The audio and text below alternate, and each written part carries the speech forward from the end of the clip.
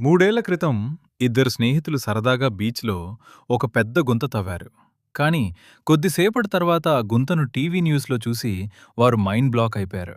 అసలేం జరిగిందంటే ఒక న్యూస్ టీమ్ ఆ గుంతను చూసి అది ఏదో ఒక మిస్టీరియస్ కాస్మిక్ ఫినామినాన్ అంటూ లైవ్ రిపోర్టింగ్ స్టార్ట్ చేసింది. చివరకు కొందరైతే ఆకాశం నుండి ఒక తోకచుక్క లేదా ఉల్క వచ్చి పడటం వల్లే ఆ గుంత పడిందని నమ్మబలికారు.